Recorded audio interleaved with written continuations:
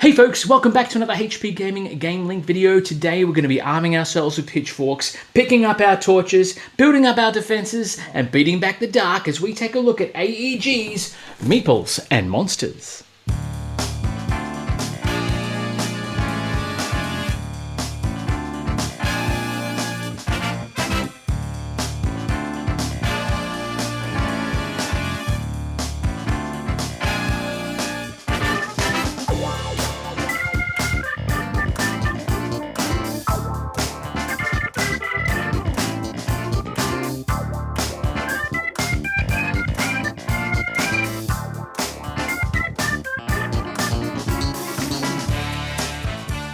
Hey folks, welcome back. If you don't know me by now, well, you should, because we're going to become great friends. My name is Matt, and I am here, as I said in the tease, to talk about AEG's new one, Meeples and Monsters, which is a 2 to 4 player worker placement, drafting, deck bag building sort of game of epic, crazy destruction. We are going to have a look at this one and show you all the contents. This is a Kickstarter exclusive, one of many that has just arrived on our doorstep. I'm excited because one, it intrigues the hell out of me. I do hold other YouTubers out there responsible. Jesse from Quackalope and Mark from Board Game Coffee are responsible for a lot of the games that we back because they just do such a great job. So, if I've influenced you in the past to back something on Kickstarter or search out a game, by all means, I apologize, but also I'm not sorry. Sorry, not sorry. Let's get this one down to the table and we'll show you a little bit about what it's about. I know a little bit about the game. I know there is a ton of, funnily enough, Meeples in here. And it's a bag building game with some similarities to games like Quack's Quedlinburg in that aspect, in terms of building your bag of goodies.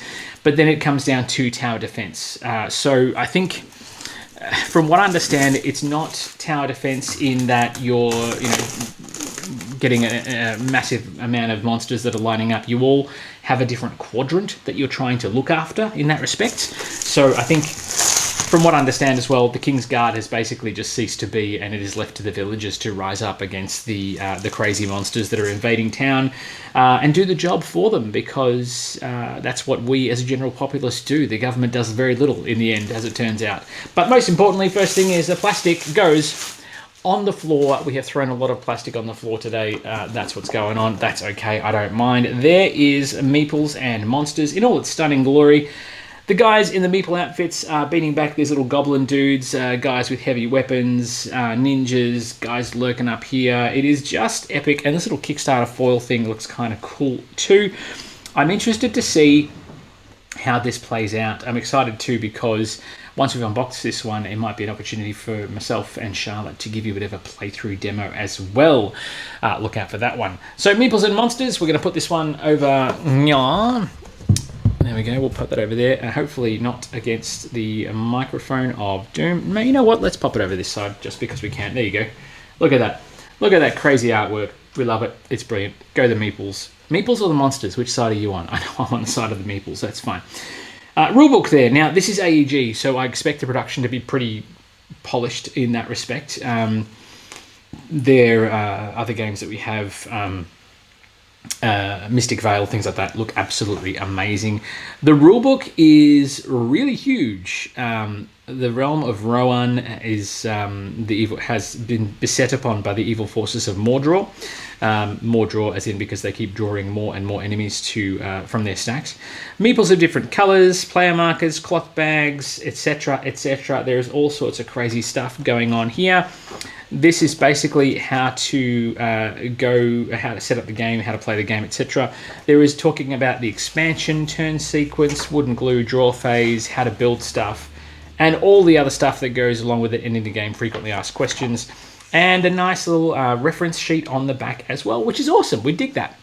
So let's have a look and see what else is in the box. This is the Four Towers expansion that I talked about. This is a solo mode as well.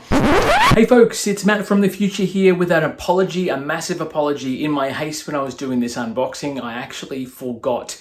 I buried the solo mode under a ton of other stuff. So my apologies, I actually skipped over unboxing the solo mode, so my apologies for that. However, We have been loving this game so much that we are going to do a playthrough, and I will go through the solo expansion in a playthrough for you in the not too distant future, so look out for that. Again, my apologies. I do hope you enjoy it. Now it's back to you, Matt, from about a week ago, which is fantastic. So we're going to quickly, actually, you know what? We might come back to this. The solo expansion looks like it adds additional boards and other crazy bits to it as well. Tower rooms, Royal Guard, etc. Because I think you can use the other pieces as worker placement in the solo mode. But we'll come back to that. I do love me some Kickstarter exclusives. So I don't think the retail version necessarily has the embroidered bags, although I think that is actually quite a big component of this game. So I do think the bags are, I knew they were going to be fantastic. I just didn't think they were going to be this fantastic. There is 4 of them. So you've got blue, green, red and purple. I know there will be fights in my household over purple because purple is the favorite color of 2 of our members, 3 of our members, I guess, because purple's part of our logo, so I guess it's a favorite of mine too. So there'll be many fights over that. But they're nice, durable quality, and the embroidery is really stunning on that as well. It's fabulous. Then we've got all sorts of goodies here. So we've got some boards, we've got some other bits and pieces. These look like player boards. We've got tokens as far as the eye can see, the main board itself, and then all sorts of other goodies. Oh, tiles and punch outs. Let's have a look here. So this is, I think, the main board for the game, and there's, as you can see, 4 quadrants here. Hopefully you can see all that there. So you've got the 4 quadrants. You've got University, Cathedral, Villages, and the Castle. Now I believe you can take control of one of these quadrants or build on the quadrants. Again, haven't played it yet, need to read the rule book, but this is sort of how I understand how it works. You've got spaces for rent, so you can actually put different buildings on here to add to your defenses and things. And from what I understand, you start off with base white meeples, and then as you play through the game, you can acquire an upgrade for, you know, scholars, mages, etc., knights, that sort of cool, crazy stuff. I do like too that the fountain has a meeple sitting right on top as well. That's kind of cute. Nice little touch. I like that. Very cartoony style. The fact that you've got, you know, this fort that's around the outside that has these little meeples all around it as well. Digging that too. Love it, love it, love it. The back of the board is literally just blank. There's nothing there to write home about, so we'll pop that to the side. Over here. Player boards. So, oh, this could be monster boards actually, because there's obviously, this looks evil to me, and it looks like a point track, so you can keep track of who's on what. Could be cards for purchase, could be enemies that are trying to invade the town. Again, if I make a mistake, as you know, if you've watched the channel, there will be a bit of a subtitle on the screen to let you know what I've goofed on. This could be a player board, the Lumber Inn maybe. Maybe it could be something different, level 1. Maybe it's lodgings, could be solo mode. No, solo mode's a separate thing there, so that's fine. This could be the Sir Douglas Fir Inn. So these inns might be for your different player counts as well. I'm digging the artwork. Mage, cleric, knight, warrior, peasant. Ready to work, ready to serve. Very much a bit of a Warcraft vibe there. Yeah, these look like player boards based in the different colours, maples and mustards. So you've got here mage, again cleric, tavern, so they must be able to rest if they're injured, etc. I like that, that's kind of cool. And then you've got the Elderflower Lodge, the Elderflower Tavern, or the inn. Talk about lodgings, talk about tavern, who's recharging, who's doing damage, that sort of stuff. Basic combat and worker unit, and then all your special bits and pieces there as well. I do like the cleric has wooden glue to heal people. That's a nice little joke too. AEG, good job. Love that. That's fantastic. Now we've got all the components. We might get in a bit closer so we can analyze some of these a little bit closer in. So I'll bring you down and we can have a look and see what's in the box. All right, so now that we've got you a little bit closer in, we can see what's going on in more detail. So there is a locations, 1 of 1. This is the front. On the back of the punch out is all the different room tiles, I guess. So these denote that they are buildings you can build. There is a blank, which could just be spacer. And obviously there's ones that have fallen out of the punch board here. But these little rooms, you can either get a cleric, a mage, or a peasant. This symbol must mean something. You can promote them. At the beginning of your turn, you can upgrade a peasant to someone else, or a mage to get upgrade to other people. House of Mercy, get a cleric and search action. So these actions get placed on the board as you play the game, and that'll give you more and more actions with your worker placement as you play through, which is very, very awesome. Now this is the punch out we saw before, so 3 points if you have 3 or more folk in your lodging. So I'm not sure whether that's end of game scoring or whether that's just miscellaneous tokens. This, I think, is the first player marker of Doom. Nice big sword you can cut and attack people with, which is awesome. Then we've got tokens, so maple leaves, etc. So I think they denote different score tracks based on the character or the color you're playing as. So I think, yeah, if you come back to the boards, they've had different symbols. The maples and miscellaneous or whatever it was on that board, that's different, just denotes different player color. Cards and, of course, meeples, which is what we're all here for. So if I get my trusty crazy knife. Now, not as many cards as I would have thought for this game.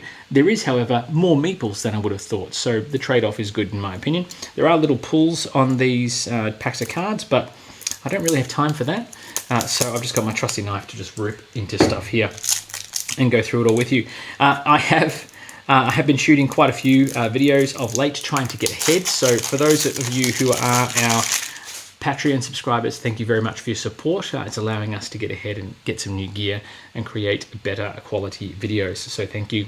We really appreciate your love and support. Okay, so that's the first pack of cards. We have got all sorts of crazy stuff here. I'm just going to separate these out into their deck backs. It looks like we've got monsters on one side, and we have double-sided cards on the other side. That's interesting. So maybe those are cards you can purchase that you can upgrade.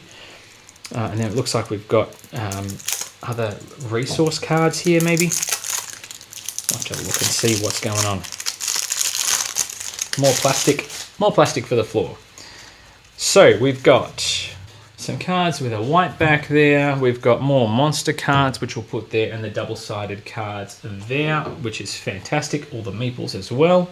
Okay, so based on this is like, I think these are quest cards. So these are the quest card backs, and they have things like, if you have 1, 2, 3, 4, 5 of the cleric meeples, master of sapromancy. So you get 4 points into the game, 4 points, 4 points. So different quests that you can have the most damage in your defeated pile. For each unit type that you have 3 or more meeples of, gain 1 point.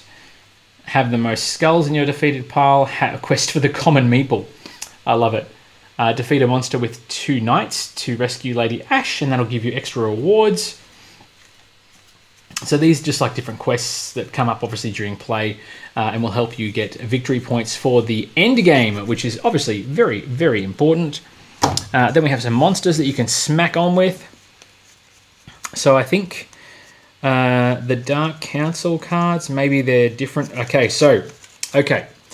So this deck of cards is going to be constructed based on your player count and different rule sets and things as well. But they also have different monsters that will turn up and try and attack your village. So for example, our friend here, the skeleton, he will reward you with a skull. It looks like he has 2 health, 1 victory point, 2 quest cards. You have to sacrifice a quest card. When you defeat him, he'll attack the university. This one's going to attack the church. Skeleton in blue. So different player counts, etc. Maybe that's got something to do as well. Termite. Bugs, so yeah, bug types. Then you got a backwoods bandit, and I like that the physical stuff, they're all meeples in different colors as well, which is cool. Backwoods bandit, the ogre, and then you've got the tree beast, timber wolf, the woodpecker. Ooh, nasty, because if you're a meeple, you're usually made of wood. That's quite nasty, so that's why it's quite a strong thing to defeat. Tree beast, ghoul. The ghoul is cool. The Nightshade, that as a meeple is quite cool. I like that. Zombie meeples, Nightshade again, zombie. The glom, that's like a combination of glow and worm, I guess. Glom. A band of goblins, not just one goblin. There is a band of goblins. Greenwood bandit, but he's on a yellow background. Go figure. Greenwood bandit, a mad carpenter. He's got a Swiss Army knife.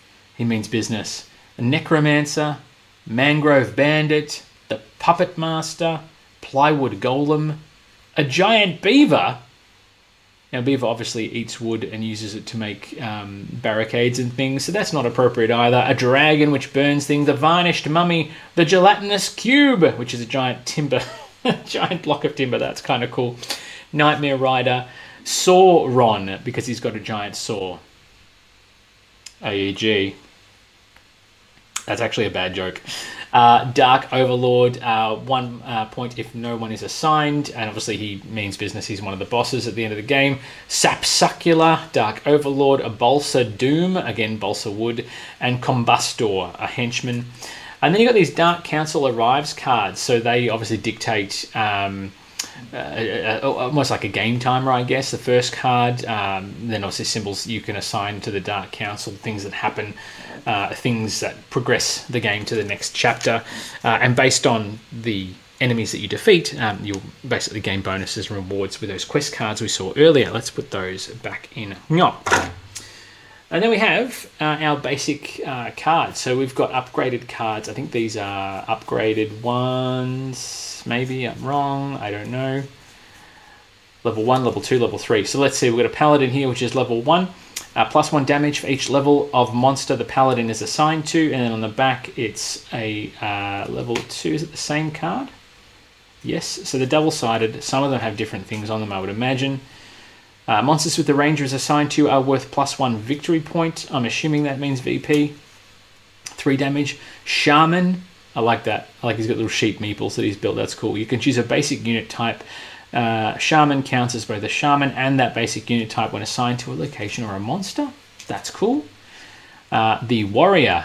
First time each turn you assign a warrior to a monster, you may also assign a villager from your lodgings to the same monster to try and defeat it. Get your torch and pitchforks. So on the back, he doesn't have an upgraded ability, so I wonder if that's got something to do with it as well. Development, when you develop your bag and put more stuff in. Clerics, so these are your basics, level 3, etc. Level 2, level 3, level 2 on the back. So based on which side of the card is face up, obviously will dictate the effects these guys can do for you. Move all your yellow meeples to a minimum of 1 from your tavern to your lodgings to draw a quest card, which will help you in turn get all the crazy tokens. Okay, so I will say this. I appreciate all of the storage that's here. So chits and bits are going to go up here. Maybe even meeples as well. Maybe that's going to be in the well. Maybe this, because I just think having the meeples in bags is a really good idea. Let's start with the villagers, because they are the most important guys in the game. I'm just going to move these guys out of the way so we can see what's going on. Now the meeples, I do like these as well. They've been screen printed. Oh, they're thick. They're quite thick meeples as well, which is cool.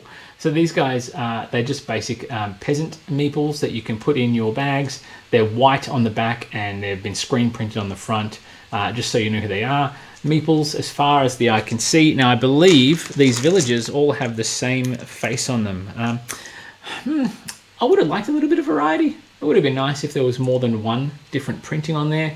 But look, they get the job done. They look better than a basic standard meeple, so that's a plus as well. And it is meeples versus monsters, having meeples with personality. It's kind of cool as well, digging that. Then we have got what looks like, just basic generic meeples, the grey ones. These guys don't have any love whatsoever. They're just dudes. Okay, so the grey meeples are corruption, which obviously spreads throughout the land and causes trouble. So I'm assuming these are bad. Too much grey is not a good thing, as I've learned raising 2 young children who are causing me to go grey earlier than I would like. Too much grey is not a good thing, as they say. Although, smoky silver, that's all right. We don't mind smoky silver, that's fun. Distinguished gentlemen, that's what I'm becoming. Okay, then we have the cleric meeples. So these guys are the clerics. You can get those and pop those in your bag, and when you draw them, obviously you can assign them different resources. Now, these guys mean business. He does have his wood glue, so he's able to heal all the different folk that you come across if they're damaged.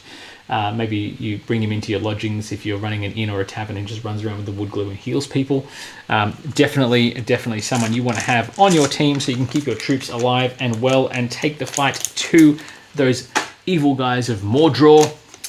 We have the mages now, the major meeples, jokes. So these guys, or these ladies, I should say, ladies of the fair craft, bring about all sorts of spells and wizardry and all the Hermione Granger stuff they can muster to bring about the end to all those crazy critters that you're going to be facing down. And again, the style and the screen printing, I would have loved a couple of different alternate poses, but that's okay. At least this way you're not going to confuse them. You're going to know exactly who they are. And then we've got these little warrior dudes who are going to be quite strong, I would imagine, and definitely take the fight to our friends. Now, if I just rearrange this, again, all the same sculpt. The one thing, I will say this, during the Kickstarter campaign, AEG and the game's, the campaign runners decided to do Meeple memes. And so they had like in between two ferns and all that sort of stuff, but with the Meeples. It was bloody hilarious. It was a job well done. If you can get a chance to jump on board the Kickstarter campaign page, you will still see some of those updates and some of those Meeple memes. They are very funny. The warrior dudes are here. They are ready to kick butt, take names. They've got that big ass sword, but I've got a bigger one. And they're ready to, you know, cause trouble for those nasty blighters that you've got storming the gates, which is fantastic. I do like those guys. So then we've got, oh, here we go. We've got the knights. The knights. I forgot about these guys. These lasses, I should say. So the knights are also, I think these ones are more boss than the warriors, to be honest. Let's have a look here. We've got the knights. This lady, this is like, these guys are carbon copies of Lady Brienne of Tarth. If I have a look here, you've got all these different little Lady Briennes that are looking to get out there and cause some absolute chaos and mayhem. And the fact that both genders are represented here in Meeple form is fantastic. Good job, AEG. Love your work. It looks fantastic. Then we've got one more bag of Meeples to get through, and that's pretty much it. So these Meeples are representative of the upgraded ones we saw on the cards. So your rangers, shaman, etc. So we're going to tip these ones out and we'll have a look. So this one is a dragon Meeple, which is a first player marker. And he looks like he means business. I think, no, you know what? I'm going to use, I think that's first player marker. And this guy's actually like a boss Meeple, maybe. If I've got it wrong, as I said, it'll pop up on the screen there. We've got the paladin dudes who are your upgraded folks here. So the paladin, he looks like he means business. So I guess you can upgrade two of your knights or two of your warriors into a paladin, which will cause more trouble for those pesky little bandits and those raiding parties that are coming around, causing all sorts of chaos. Then we've got the shaman, the guy who was mixing up those sheep Meeple. Sheeple. There he is. Look at him. He's just doing his own thing, creating blood sacrifices and rituals with the sheep, but that's okay. We don't mind. He's cool. And then the ranger is here as well. The ranger is representing and kicking butt and taking names in all sorts of capacity. She's ready to take the fight to these monsters and skeletons and stuff and cause all sorts of trouble. And she'll even give you extra victory points, from what I understand, if you use her to take out these baddies. But that is it. That is pretty much all there is to it for Meeples and Monsters. I think when it's all set up and everything's happening, it would look really great on the table. The table presence will be fantastic. Building your bag full of Meeple warriors to take the fight to the monsters, I think it's going to be quite a fantastic little experience and a good family game as well, which I'm digging too. I'm not going to swing this sword around. I don't want to attack anybody. Look, folks, that's all there is to it for Meeples and Monsters. There you have it. If you've played this one, by all means, please let me know your thoughts in the comments below. What you think? Is it worth your time? Is it not worth your time? If you have any thoughts on the components, let me know in the comments below. A big shout out as well, once again, to our Patreon subscribers. Thank you very much for allowing us to do all the crazy stuff we get to do on this channel. Check back later. There's heaps more videos you can watch now, but we've got more unboxings coming for you. We've got heaps more Kickstarter content coming for you. We've got some D&D live streaming we're going to be doing over on Twitch and here on YouTube as well. So by all means, please stick around for that. And we'll see you back at the table very, very soon. Until then, folks, please, please, please be kind to each other. Look after each other. Be there for one another. And play more games. Be social. We'll see you back here very, very soon. Until then, it is... bye for now.